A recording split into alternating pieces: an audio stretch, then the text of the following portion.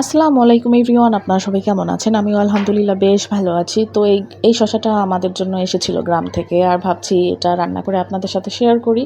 তো যেই ভাবা সেই কাজ। আর শসাটাকে আমি সুন্দরভাবে ধুয়ে তারপর কাটাকুটি করে নিচ্ছি। আর শসাটা পুরোটাই নিয়েছি আমাদের জন্য। এই পুরো শসাটা নিলে একেবারে দুপুরবেলা রাতের বেলা খাওয়া যাবে মাশাল্লাহ। তো যাই হোক, এই শসাটা আমি সুন্দরভাবে ধুয়ে তারপর কেটে ছিলিয়ে তারপর টুকরা টুকরা করে কেটে নিব। আর এই যে আতিগুলো থাকে ভিতরের বিচিগুলো, এগুলো ফেলে দিব। তো যাই হোক, মন মানসিকতা তো ভালো নেই জানি, কিন্তু কি করার, কিছু করার নেই। সংসার ধর্ম তো পালন করতেই হবে, এটাও এক প্রকারের ইবাদত।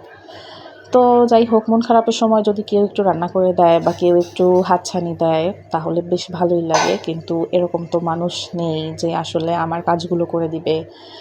তো অগত্যা নিজের কাজ নিজেরই করতে হয়।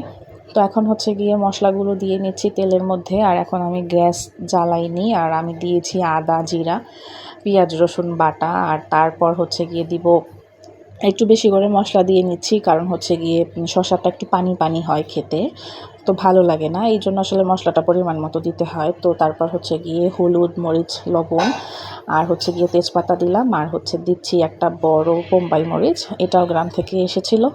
আর তারপর এটার মধ্যে আমি পানি দিব, একটু ভালোভাবে নাড়াচাড়া করে ঢাকা দিয়ে রাখবো গ্যাস জ্বালিয়ে। আর এই যে দেখেন, ঢাকা দিয়ে আমি মশলাটা খুব সুন্দরভাবে ভুনে নিব। তার মধ্যে দিয়ে দিচ্ছি 2টা মুরগির ডিম। আর এটা আমি নাড়াচাড়া না করেই ঢাকা দিয়ে রাখবো। আর বেশ কিছুক্ষণ পর এই যে দেখেন, ডিমটা একটু সিদ্ধ হয়ে যাওয়ার পর তারপর গিয়ে এটাকে একটু নাড়াচাড়া করে দিব। আর এই অবস্থায় গিয়ে আমি এই শসাগুলো এখানে অ্যাড করে দিব। আর শসাটা এভাবে দিয়ে আমি সুন্দরভাবে ঢাকা দিয়ে রাখবো। আর শসা থেকে এই পর্যায়ে দেখেন পানি বের হয়ে গেছে, দেখেছেন? শসার পানিটা পানি দিয়েই এই শসাটাকে খুব সুন্দরভাবে ভুনা করব। আর নিচে যেহেতু ডিম ছিল, তো ডিমটাও নাড়াচাড়া করার ফলে উঠে এসেছে। আর এখন গিয়ে একটু নাড়াচাড়া করে তারপর পানি দিয়ে দিয়েছি সিদ্ধ করার জন্য। আর এই যে দেখেন, কি সুন্দর শসাটা সিদ্ধ হয়ে গেছে, রান্নাটা বেশ ভালো হয়েছে খেতে আলহামদুলিল্লাহ।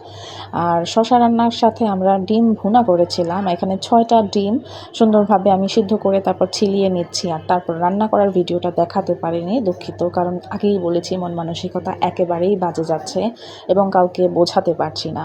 তো যাই হোক, ডিমগুলোকে আমি সুন্দরভাবে চিলিয়ে আম্মুকে দিয়ে দিয়েছিলাম, আর সে এই ডিমগুলোকে সুন্দরভাবে ভুনা করেছিল। আর এই যে দেখেন, শসা রান্নার ফাইনাল লুক আজকে এতটুকুই। আল্লাহ হাফেজ।